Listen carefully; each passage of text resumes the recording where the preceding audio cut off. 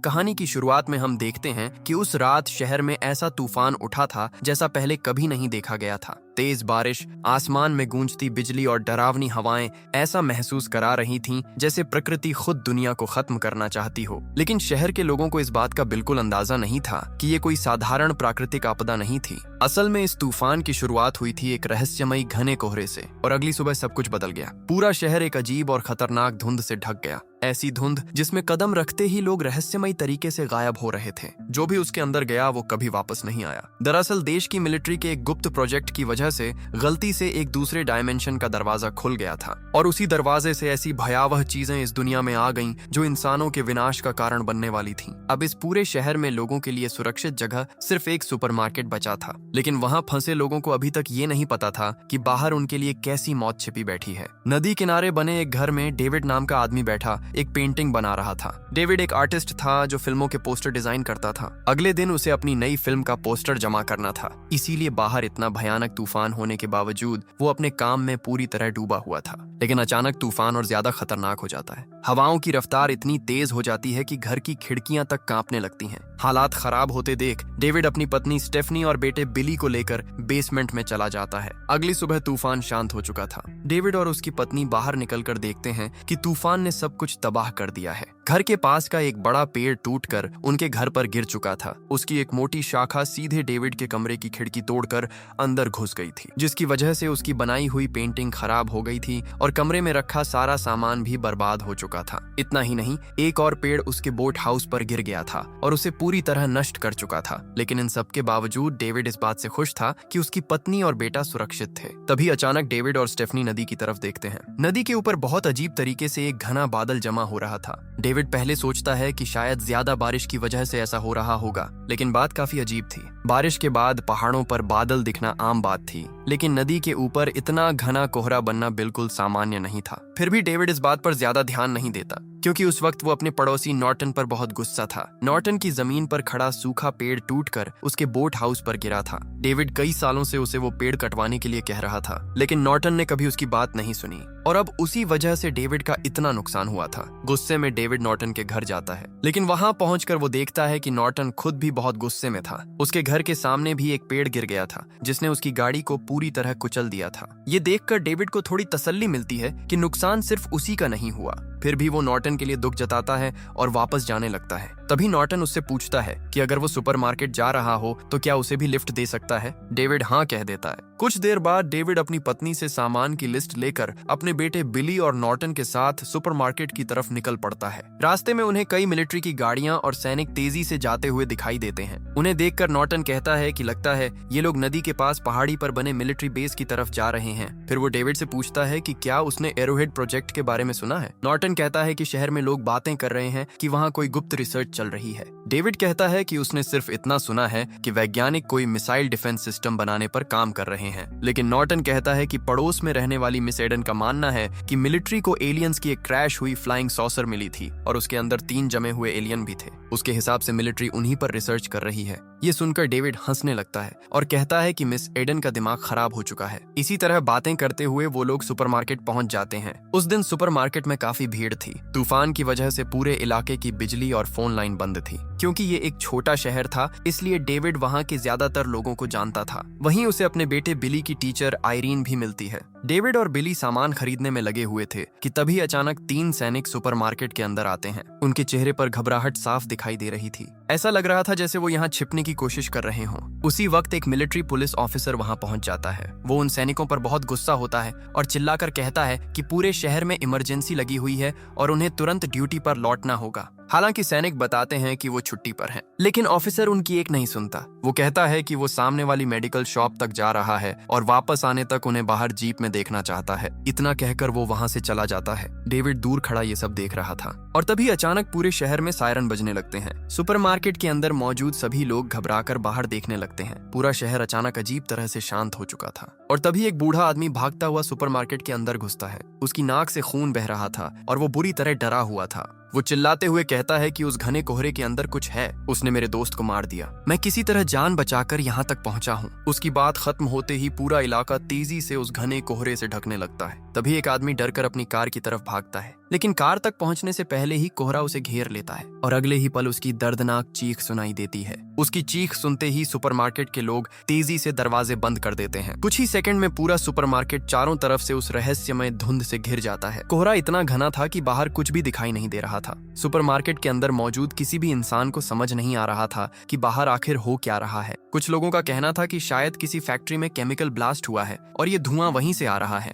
लेकिन तभी अचानक पूरी जमीन हिलने लगती है। ऐसा महसूस होता है जैसे भूकंप आ गया हो। डर के मारे सभी लोग नीचे झुक जाते हैं। डेविड अपने बेटे बिली को सीने से लगाकर उसे संभालने की कोशिश करता है, लेकिन कुछ ही पलों बाद सब कुछ फिर से शांत हो जाता है। अब भी किसी को नहीं पता था कि बाहर क्या छिपा हुआ है। कोई इसे भूकंप कह रहा था तो कोई मिलिट्री एक्सपेरिमेंट का धमाका बता रहा था। इसी बीच वहां मौजूद कारमोडी नाम की एक महिला अचानक जोर जोर से बाइबल पढ़ने लगती है। उसका कहना था कि ये दुनिया के अंत की शुरुआत है। भगवान इंसानों को उनके पापों की सजा दे रहे हैं। तभी स्टोर मैनेजर सबको शांत रहने के लिए कहता है। वो सभी लोगों से रिक्वेस्ट करता है कि जब तक ये कोहरा खत्म नहीं हो जाता तब तक कोई भी बाहर जाने की कोशिश न करे। लेकिन तभी एक महिला रोते हुए कहती है कि उसके बच्चे घर पर अकेले हैं और उसे हर हालत में उनके पास जाना होगा। कई लोग उसे रोकने की कोशिश करते हैं, लेकिन वो किसी की बात नहीं सुनती और अकेली ही कोहरे के अंदर चली जाती है। धीरे धीरे काफी समय गुजर जाता है, लेकिन वो रहस्यमयी धुंध अब भी वैसी की वैसी बनी हुई थी। सुपरमार्केट के अंदर बैठे लोग लगातार डर और बेचैनी में थे।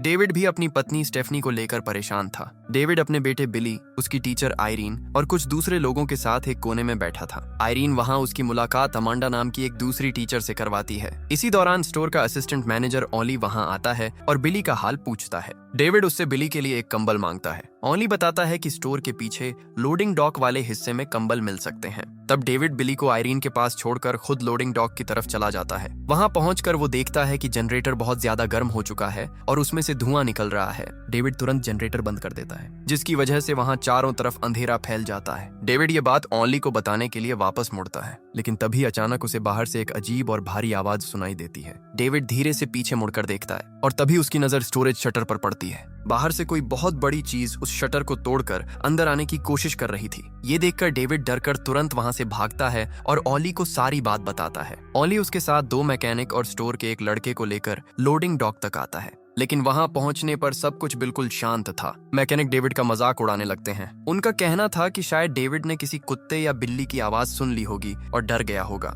हालांकि ओनली को डेविड की बात पर भरोसा था। वो भी शटर खोलने के खिलाफ था, लेकिन मैकेनिक उसकी बात नहीं मानते। उनमें से एक जनरेटर को दोबारा चालू कर देता है। जनरेटर से अब भी बदबूदार धुआं निकल रहा था। ध्यान से देखने पर मैकेनिक को पता चलता है कि एग्जॉस्ट पाइप के अंदर कुछ फंसा हुआ है। उसी वजह से जनरेटर गर्म हो रहा था। अब उसे साफ करने के लिए किसी को बाहर जाना जरूरी था, क्योंकि पाइप स्टोर के बाहर की तरफ था। तभी स्टोर का वो लड़का कहता है कि वो बाहर जाकर पाइप साफ कर देगा, लेकिन डेविड तुरंत उसे रोकता है। वो कहता है कि अगर शटर खोला गया तो बाहर जो भी चीज है वो अंदर आ सकती है। लेकिन मैकेनिक उसकी बात पर हंसने लगते हैं। उन्हें लगता है कि डेविड बेवजह डर रहा है। फिर उनमें से एक लड़का ऑटोमेटिक शटर का बटन दबाकर उसे थोड़ा ऊपर उठाता है और अगले ही पल बाहर से किसी विशाल टेंटिकल जैसी चीज तेजी से अंदर आती है। वो सीधे लड़के के पैर को पकड़ लेती है और उसे बाहर घसीटने लगती है। ये देखकर सभी लोग डर जाते हैं। डेविड तुरंत उस लड़के को पकड़कर बचाने की कोशिश करता है, लेकिन तभी बाहर से और भी कई टेंटिकल अंदर आने लगते हैं। उन टेंटिकल्स पर धारदार कांटे जैसे हिस्से थे जो लड़के की चमड़ी चीर रहे थे। डेविड मदद के लिए चिल्लाता है, लेकिन दोनों मैकेनिक डर के मारे अपनी जगह से हिल तक नहीं पाते। तभी ओली कहीं से एक कुल्हाड़ी उठा लाता है, लेकिन उसके हमला करने से पहले ही वो टेंटिकल उस लड़के को बाहर कोहरे में घसीट ले जाता है और कुछ ही सेकंड में उसकी चीखें बंद हो जाती हैं। इसी दौरान एक और बहुत बड़ा टेंटिकल अंदर घुस आता है। उसका एक डरावना मुंह भी था और वो स्टोर में रखा खाना खाने लगता है। डेविड तुरंत ओली से शटर बंद करने के लिए कहता है। ओली जैसे ही शटर नीचे करना शुरू करता है, टेंटिकल्स वापस बाहर जाने लगते हैं। उसी समय डेविड कुल्हाड़ी उठाकर उस बड़े टेंटिकल पर जोरदार वार करता है और उसे 2 टुकड़ों में काट देता है। अगले ही पल शटर पूरी तरह बंद हो जाता है। गुस्से में डेविड उस मैकेनिक को पीटना शुरू कर देता है जिसने उसकी बात नहीं मानी थी। ओली किसी तरह उसे शांत करता है, लेकिन अब डेविड के मन में एक और डर बैठ चुका था। अगर सिर्फ टेंटिकल इतने विशाल हैं, तो वो असली जीव कितना बड़ा होगा। इसके बाद डेविड, ओनली और बाकी लोग सुपरमार्केट के अंदर लौटते हैं और सबको बताते हैं कि उस कोहरे के अंदर इंसानों को खाने वाले भयानक जीव मौजूद हैं। ये सुनकर वहां मौजूद लोग डर जाते हैं, लेकिन नॉर्टन और उसके साथ कुछ दूसरे लोगों को लगता है कि डेविड झूठ बोल रहा है। यहाँ तक कि स्टोर मैनेजर भी उसकी बात पर विश्वास नहीं करता। तब डेविड कहता है कि अगर किसी को यकीन नहीं है तो वो खुद जाकर लोडिंग डॉक में देख सकता है। स्टोर मैनेजर वहां जाता है और जमीन पर पड़े कटे हुए टेंटिकल को देखकर डर जाता है। वो टुकड़ा कटने के बाद भी हिल रहा था, लेकिन कुछ ही सेकंड बाद वो अपने आप गलकर खत्म हो जाता है। ये देखकर अब मैनेजर को भी यकीन हो जाता है कि बाहर कुछ बहुत खतरनाक मौजूद है। इसीलिए डेविड और कुछ लोग स्टोर की कांच की दीवारों को मजबूत करने लगते हैं। वो उनके सामने खाने के भारी बैग और सामान रख देते हैं ताकि अगर कोई हमला करे तो अंदर ना आ सके। उसी दौरान डैन नाम का वही बूढ़ा आदमी डेविड से कहता है कि बाहर जो भी है वो बेहद खतरनाक है, अगर उन्हें जिंदा रहना है तो उनके पास हथियार होना जरूरी है। तभी अमांडा अपने बैग से एक पिस्तौल निकालती है। वो हमेशा सुरक्षा के लिए उसे अपने साथ रखती थी, लेकिन समस्या ये थी कि वहां मौजूद किसी को भी बंदूक चलानी नहीं आती थी। तभी ऑनली पिस्तौल उठाता है और बताता है कि वो पहले शूटिंग में स्टेट चैंपियन रह चुका है। उसी वक्त कारमोड़ी फिर से बाइबल पढ़ना शुरू कर देती है। वो बार बार कह रही थी कि ये सब भगवान की मर्जी से हो रहा है। उसका कहना था कि इंसानों के पाप इतने बढ़ चुके हैं कि अब भगवान अपना क्रोध दुनिया पर उतार रहे हैं और इसे रोकने का सिर्फ एक ही तरीका है, सबको अपने पापों का प्रायश्चित करना होगा, जरूरत पड़े तो अपने खून से भी। उसकी बातें सुनकर कई लोग परेशान हो जाते हैं।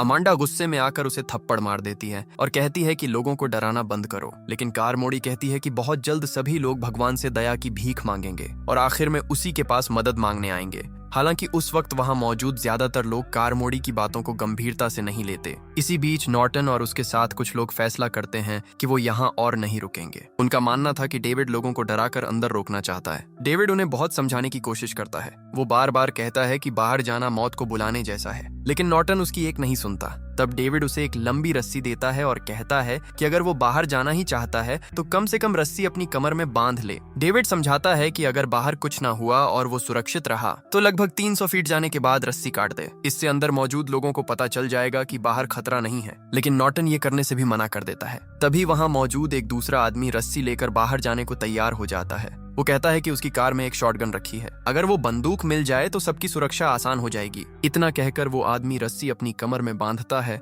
और नॉर्टन के साथ कोहरे में चला जाता है। कुछ ही सेकंड में वो सब धुंध के अंदर गायब हो जाते हैं। अंदर खड़े लोग रस्सी को देखते रहते हैं। रस्सी लगातार आगे बढ़ती जा रही थी, लेकिन अचानक रस्सी जोर से तन जाती है और बहुत तेजी से बाहर की तरफ खींचने लगती है। 5 लोग मिलकर भी उसे पकड़ नहीं पा रहे थे। अगले ही पल रस्सी अचानक ढीली पड़ जाती है। जब लोग रस्सी को वापस अंदर खींचते हैं तो उसे देखकर सबकी रूह कांप जाती है। रस्सी पूरी तरह खून से भीगी हुई थी और उसके साथ सिर्फ उस आदमी के शरीर का आधा हिस्सा वापस आया था। ये भयानक दृश्य देखकर अब सुपरमार्केट के अंदर मौजूद हर इंसान के मन में डर और ज्यादा बढ़ जाता है। धीरे धीरे शाम होती है और फिर रात हो जाती है। बिजली ना होने की वजह से पूरे सुपरमार्केट में सिर्फ इमरजेंसी लाइट्स जल रही थीं। डेविड और बाकी लोग पहरा दे रहे थे। इसी दौरान एक आदमी कांच की दीवार के पास बैठकर खाना खा रहा था। उसके पास इमरजेंसी लाइट रखी हुई थी। तभी बाहर से एक विशाल अजीब कीड़ा उड़कर आता है और कांच पर चिपक जाता है। उसे देखकर वो आदमी डरकर पीछे हट जाता है। वो कीड़ा बिल्कुल किसी विशाल टिड्डे जैसा दिखाई दे रहा था और लगता था कि वो रोशनी की तरफ आकर्षित होकर आया है,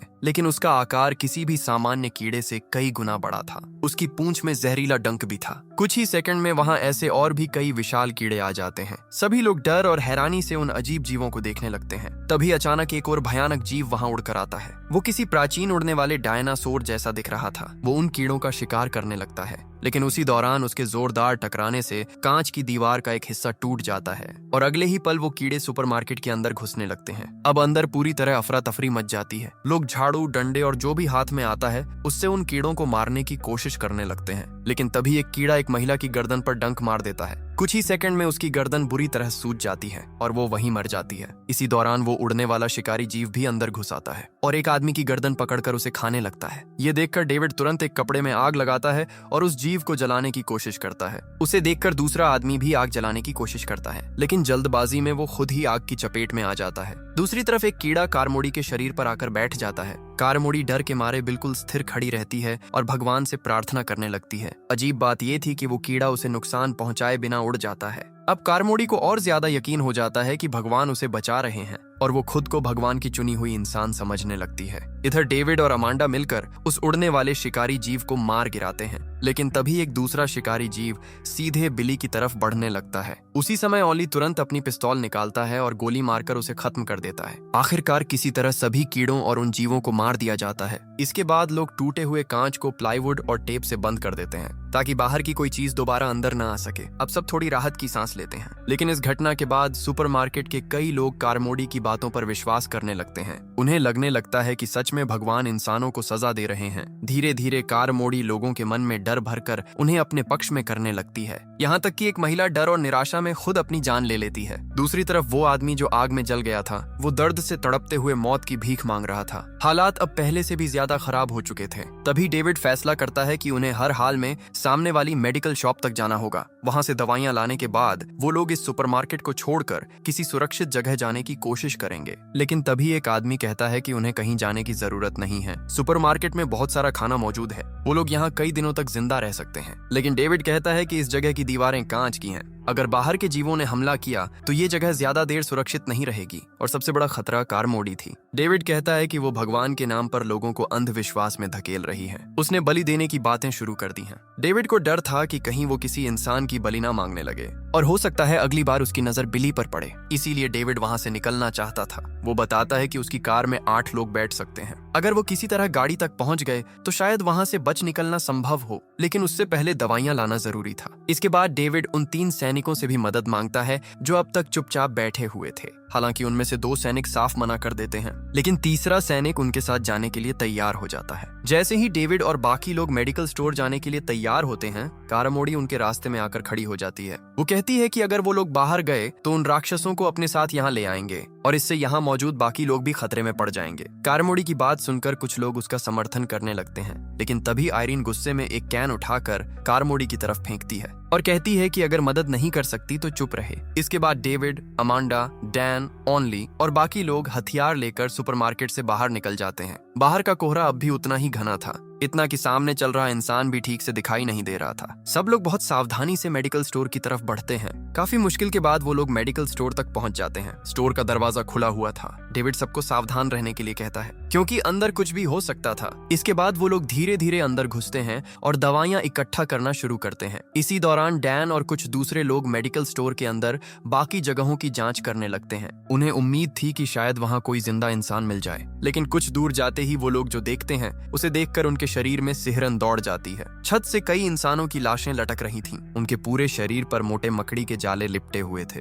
डैन डरकर जोर से डेविड को आवाज लगाता है। डेविड और बाकी लोग तुरंत वहां पहुंचते हैं। उनके साथ वही मैकेनिक भी था। इतनी सारी लाशें देखकर मैकेनिक डरकर पीछे हटने लगता है, लेकिन तभी अचानक पीछे से कोई उसके कंधे को पकड़ लेता है। डर के मारे वो जोर से चीख पड़ता है, लेकिन जो आदमी उसे पकड़े हुए था वो कोई राक्षस नहीं बल्कि वही मिलिट्री पुलिस ऑफिसर था जो पहले सुपरमार्केट से दवाइयां लेने निकला था। उसका पूरा शरीर मकड़ी के जालों में फंसा हुआ था और उसके शरीर पर जगह जगह बड़े बड़े फोड़े निकल आए थे। वो अब भी जिंदा था, लेकिन दर्द से बुरी तरह तड़प रहा था। वो बार बार सिर्फ एक ही बात कह रहा था, ये सब हमारी गलती की वजह से हुआ है, हमें माफ कर दो। अचानक उसके शरीर के फोड़े फटने लगते हैं और उनके अंदर से छोटी छोटी मकड़ियां निकलकर बाहर आने लगती हैं। ये देखकर वहां मौजूद सभी लोग डर जाते हैं। मैकेनिक घबराकर दूसरी तरफ भागने लगता है, लेकिन तभी उसके सामने एक विशालकाय मकड़ी आकर खड़ी हो जाती है। उस मकड़ी का आकार किसी इंसान जितना बड़ा था। डर के मारे मैकेनिक चीखने लगता है। उसी समय ओली गोली चलाकर उस मकड़ी को मार देता है, लेकिन अगले ही पल चारों तरफ से और भी कई बड़ी मकड़ियां उन पर हमला कर देती हैं। अब मेडिकल स्टोर के अंदर पूरी तरह मौत का खेल शुरू हो चुका था। डेविड और बाकी लोग अपने हथियारों से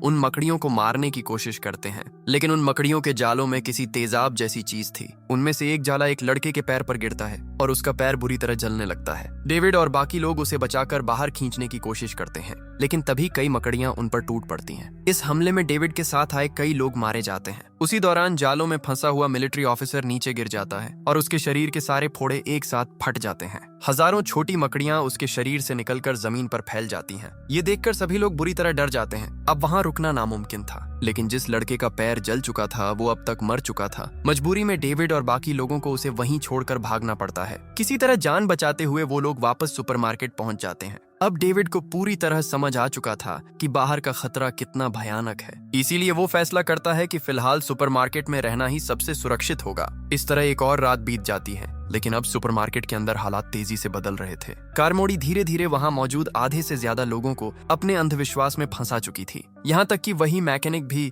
अब उसकी बातों पर भरोसा करने लगा था। डेविड और उसके साथी ये सब देखकर और ज्यादा परेशान हो जाते हैं। उन्हें लगने लगता है कि अगर वो ज्यादा देर यहाँ रुके तो बाहर के राक्षसों से पहले अंदर के लोग ही खतरनाक बन जाएंगे। लेकिन उसी दौरान डेविड को एक बात याद आती है। मेडिकल स्टोर में मिला मिलिट्री ऑफिसर बार बार कह रहा था कि ये सब उनकी गलती की वजह से हुआ है, यानी इस पूरे हादसे के पीछे मिलिट्री का हाथ था। और इसका जवाब सिर्फ वो सैनिक दे सकते थे जो सुपरमार्केट के अंदर मौजूद थे। ये सोचकर डेविड उस सैनिक के पास जाता है जो अकेला एक कोने में बैठा हुआ था। डेविड उससे पूछता है कि आखिर बाहर क्या हो रहा है और क्या उसे इस बारे में कुछ पता है। सैनिक पहले कुछ बोलने से बचता है। वो कहता है कि उसे कुछ नहीं पता। तब डेविड उससे पूछता है कि उसके बाकी दोनों साथी कहाँ हैं। सैनिक कहता है कि उसने उन्हें काफी देर से नहीं देखा। ये सुनते ही डेविड और बाकी लोग उन्हें ढूंढने के लिए लोडिंग डॉक की तरफ जाते हैं, लेकिन वही मैकेनिक चुपके से उनका पीछा करने लगता है। जब डेविड और बाकी लोग लोडिंग डॉक में पहुंचते हैं तो वहां का दृश्य देखकर सबके होश उड़ जाते हैं। दोनों सैनिकों ने फांसी लगाकर खुदकुशी कर ली थी। उनकी लाशें छत से लटक रही थीं। ये देखकर साथ आया सैनिक टूट जाता है। वो रोते हुए कहता है कि उसे अंदाजा नहीं था कि वो सच में ऐसा कर लेंगे। वो बताता है कि मेडिकल स्टोर वाले ऑफिसर की बात सुनने के बाद दोनों सैनिक कह रहे थे कि वो अपनी जान दे देंगे, लेकिन उसने कभी नहीं सोचा था कि वो सच में खुदकुशी कर लेंगे। अब डेविड को पूरा यकीन हो जाता है कि इस पूरे हादसे के पीछे मिलिट्री ही जिम्मेदार है। डेविड गुस्से में पूछता है कि क्या ये सब एरोहेड प्रोजेक्ट की वजह से हुआ है। तभी पीछे खड़ा मैकेनिक उनकी सारी बातें सुन लेता है। वो तुरंत उस सैनिक को पकड़कर कारमोड़ी के सामने ले जाता है। अब सुपरमार्केट के अंदर मौजूद लोग सैनिक से जवाब मांगने लगते हैं। कारमोड़ी चिल्लाकर पूछती है कि आखिर एरोहेड प्रोजेक्ट क्या था। डर और दबाव में सैनिक आखिर सच बताना शुरू करता है। वो कहता है कि वो सीधे उस प्रोजेक्ट का हिस्सा नहीं था, लेकिन उसने अपने साथियों से उसके बारे में सुना था। असल में एरोहेड प्रोजेक्ट का मकसद दूसरे डायमेंशन तक पहुंचने का रास्ता ढूंढना था। वैज्ञानिक किसी दूसरी दुनिया की खोज कर चुके थे और उसी दुनिया पर रिसर्च करने के लिए उन्होंने एक छोटा पोर्टल खोलने की कोशिश की, लेकिन एक्सपेरिमेंट गलत हो गया और गलती से उस दूसरी दुनिया का दरवाजा पूरी तरह खुल गया, जिसकी वजह से वहां मौजूद सारे खतरनाक जीव इस दुनिया में आ गए। सैनिक कहता है कि उसे सिर्फ इतना ही पता है और इसमें उसकी कोई गलती नहीं है, लेकिन ये सच सुनने के बाद कारमोड़ी और उसके समर्थक भड़क उठते हैं। कारमोड़ी चिल्लाकर कहती है कि वैज्ञानिक हमेशा से भगवान के नियमों के खिलाफ काम करते आए हैं। उन्होंने चांद पर कदम रखकर उसकी पवित्रता को नष्ट किया, उन्होंने परमाणु तोड़े और इंसानों को पाप की तरफ धकेला। अब भगवान उन्हीं पापों की सजा पूरी दुनिया को दे रहे हैं। कारमोड़ी लोगों को उकसाने लगती है। उसकी बातों में आकर कई लोग उस सैनिक पर टूट पड़ते हैं। वो लोग उसे पकड़कर बेरहमी से मारने लगते हैं। डेविड उसे बचाने की कोशिश करता है, लेकिन लोग उसे रोक देते हैं। इसके बाद वो घायल सैनिक को घसीटकर सुपरमार्केट के बाहर फेंक देते हैं और अगले ही पल कोहरे के अंदर से एक विशाल केकड़े जैसा राक्षस बाहर आता है। उसके बड़े बड़े पंजे थे। वो सैनिक को पकड़कर आसानी से उठा लेता है और फिर उसे लेकर कोहरे में गायब हो जाता है। ये भयानक दृश्य देखकर डेविड और उसके साथी पूरी तरह सन्न रह जाते हैं, लेकिन कारमोड़ी इसे भगवान की इच्छा बताती है। वो कहती है कि आज उन्होंने भगवान को एक बलि दी है, इसलिए आज रात वो जीव उन्हें नुकसान नहीं पहुंचाएंगे। फिर वो कहती है कि अगली सुबह के लिए भी उन्हें इंतजाम करना होगा। उसकी ये बात सुनकर डेविड और उसके साथियों को समझ आ जाता है कि अब वो लोग भी खतरे में हैं। डेविड और उसके साथियों को अब साफ समझ आ चुका था कि कारमोड़ी धीरे धीरे पूरी तरह पागल हो चुकी है और अगर वो लोग ज्यादा देर वहां रुके तो शायद अगली बलि उन्हीं में से किसी की होने वाली थी। इसीलिए वो लोग फैसला करते हैं कि अगली सुबह कारमोड़ी और उसके समर्थकों के जागने से पहले ही सुपरमार्केट से निकल जाएंगे। सुबह होते ही डेविड, बिली, अमांडा, आयरीन, डैन और बाकी लोग चुपचाप वहां से निकलने की तैयारी करने लगते हैं। लेकिन जैसे ही वो लोग दरवाजे के पास पहुंचते हैं, वो देखते हैं कि कारमोड़ी हाथ में चाकू लिए दरवाजे के सामने बैठी हुई है। वो पहले से ही उनका इंतजार कर रही थी। डेविड उससे कहता है कि वो लोग सिर्फ यहाँ से जाना चाहते हैं, इसलिए वो रास्ते से हट जाए। लेकिन कारमोड़ी उन्हें जाने देने के लिए बिल्कुल तैयार नहीं थी, क्योंकि अब वो पूरी तरह इस भ्रम में जी रही थी कि भगवान उससे बलि मांग रहे हैं। कारमोड़ी अपने समर्थकों को आदेश देती है कि बिली को पकड़ लिया जाए। ये सुनते ही उसके समर्थक हाथों में चाकू और कैंची लेकर बिली की तरफ बढ़ने लगते हैं। अब सुपरमार्केट के अंदर एक बार फिर अफरा तफरी मच जाती है। डेविड और उसके साथी डंडों से उन्हें रोकने की कोशिश करते हैं, लेकिन कारमोड़ी के समर्थकों की संख्या बहुत ज्यादा थी। डेविड समझ जाता है कि अगर उसने अभी कुछ नहीं किया तो वो लोग बिली को सच में मार डालेंगे। उसी वक्त ओनेली अपनी पिस्तौल निकालता है और बिना एक सेकंड गंवाए सीधे कारमोड़ी के सिर पर गोली चला देता है। गोली लगते ही कारमोड़ी वहीं मर जाती है। ये देखकर उसके सारे समर्थक डर जाते हैं और पीछे हट जाते हैं। अब मौका मिलते ही डेविड और उसके साथी सुपरमार्केट से बाहर भागते हैं, लेकिन बाहर का कोहरा अब भी उतना ही घना था। गाड़ी तक पहुंचने की कोशिश में वो लोग एक दूसरे से बिछड़ने लगते हैं। डेविड, बिली, अमांडा, आयरीन और डैन किसी तरह साथ बने रहते हैं, लेकिन ओनली और बाकी लोगों का कोई पता नहीं चलता। काफी मुश्किल के बाद डेविड अपने बेटे और साथियों के साथ अपनी कार तक पहुंच जाता है। वहां पहुंचकर वो देखता है कि ओली पहले से ही कार के पास मौजूद है। उसे देखकर सबको थोड़ी राहत मिलती है, लेकिन अगले ही पल कुछ ऐसा होता है जिसे देखकर सबके होश उड़ जाते हैं। ओली के ठीक पीछे कोहरे में वही विशाल केकड़े जैसा राक्षस खड़ा था। ओली के कुछ समझ पाने से पहले ही वो जीव अपने विशाल पंजे से उसे पकड़ लेता है और एक ही झटके में उसे निगल जाता है। ओली की पिस्तौल कार के बोनट पर गिर जाती है। ये देखकर सभी लोग डर के मारे तेजी से कार के अंदर घुस जाते हैं। डेविड बाकी लोगों को अपनी लोकेशन बताने के लिए कार का हॉर्न बजाने लगता है, लेकिन तब तक बहुत देर हो चुकी थी। कोहरे के अंदर बाकी सभी लोग उन राक्षसों का शिकार बन चुके थे। उसी दौरान एक विशाल मकड़ी तेजी से कार की तरफ बढ़ने लगती है। तभी डेविड तुरंत बोनट से पिस्तौल उठाता है और कार स्टार्ट करके वहां से भाग निकलता है। सबसे पहले वो अपने घर की तरफ जाता है, क्योंकि उसे उम्मीद थी कि शायद उसकी पत्नी स्टेफनी अब भी जिंदा हो। लेकिन घर पहुंचने के बाद जो दृश्य वो देखता है, उसे देखकर उसका दिल टूट जाता है। उसकी पत्नी मर चुकी थी, उसका शरीर मकड़ियों के जालों में फंसा हुआ था। डेविड अंदर से पूरी तरह टूट जाता है, लेकिन अपने बेटे के लिए वो खुद को संभालता है और वहां से वापस निकल जाता है। अब वो लोग शहर से बाहर निकलने की कोशिश करते हैं। रास्ते में उन्हें पूरा शहर तबाह दिखाई देता है। हर तरफ जली हुई गाड़ियां, टूटी हुई इमारतें और इंसानों की लाशें पड़ी थीं। पूरा शहर किसी डरावने सपने जैसा लग रहा था और वो रहस्यमयी कोहरा अब भी हर तरफ फैला हुआ था। डेविड लगातार गाड़ी चलाता रहता है, लेकिन तभी अचानक वो गाड़ी रोक देता है, क्योंकि सामने का दृश्य किसी भी इंसान की सोच से परे था। कोहरे के बीच एक विशालकाय दानव चल रहा था। उसके शरीर से बहुत बड़े बड़े टेंटेकल निकले हुए थे। उसका आकार इतना बड़ा था कि उसकी हर चाल से जमीन कांप रही थी। ऐसा लग रहा था जैसे कोई चलता हुआ पहाड़ उनके सामने हो। डेविड और बाकी लोग डर के मारे सांस तक नहीं लेते। कुछ देर बाद वो विशाल जीव वहां से आगे निकल जाता है। तब डेविड दोबारा गाड़ी चलाना शुरू करता है। उसे उम्मीद थी कि शायद आगे जाकर कोहरा खत्म हो जाए और शायद कहीं मदद मिल जाए, लेकिन कुछ दूर जाने के बाद उनकी आखिरी उम्मीद भी खत्म हो जाती है। गाड़ी का पेट्रोल खत्म हो जाता है। अब वो लोग पूरी तरह उस कोहरे के बीच फंस चुके थे। चारों तरफ मौत थी और कहीं से भी मदद आने की कोई उम्मीद दिखाई नहीं दे रही थी। अब डैन धीरे से कहता है कि उन्होंने खुद अपनी मौत चुन ली है। वो कहता है कि वो उन राक्षसों के हाथों मरने से बेहतर खुद मरना पसंद करेगा। उसकी बात सुनकर कार के अंदर सन्नाटा छा जाता है। अमांडा, आयरीन और डेविड एक दूसरे की तरफ देखते हैं और बिना कुछ कहे सब समझ जाते हैं कि अब उनके पास कोई रास्ता नहीं बचा है। तभी डेविड धीरे से पिस्तौल निकालता है। उस पिस्तौल में सिर्फ 4 गोलियां बची थीं और कार में 5 लोग मौजूद थे। डेविड का दिल टूट चुका था, लेकिन वो अपने बेटे को उन राक्षसों के हाथों मरते हुए नहीं देख सकता था। इसीलिए सबकी सहमति से वो सबसे पहले अपने बेटे बिली को गोली मार देता है। इसके बाद वो अमांडा, आयरीन और डैन को भी गोली मार देता है। कुछ ही सेकंड में कार के अंदर पूरी तरह सन्नाटा छा जाता है। अब सिर्फ डेविड जिंदा बचा था, लेकिन जब वो खुद को गोली मारने की कोशिश करता है तो उसे पता चलता है कि बंदूक में कोई गोली नहीं बची। ये देखकर वो पूरी तरह टूट जाता है। रोते हुए वो कार से बाहर निकलता है। अब वो चाहता था कि बाहर मौजूद कोई भी राक्षस आकर उसे मार डाले। वो जोर जोर से चिल्लाने लगता है, आओ